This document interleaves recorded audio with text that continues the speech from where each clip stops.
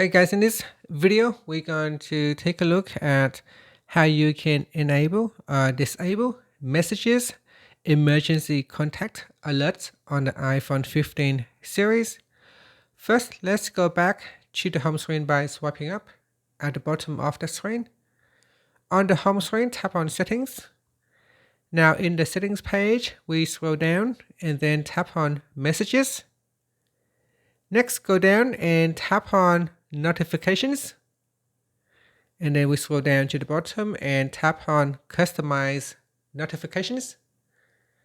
Next, at the top here, tap on Emergency Contact Alerts. So tap on the toggle button to turn it off or switch it on. When this is turned on, you can receive critical alerts. So say here Emergency SOS alerts, including car crash detection, fall detection, and SOS notifications from people who you have listed you as an emergency contact.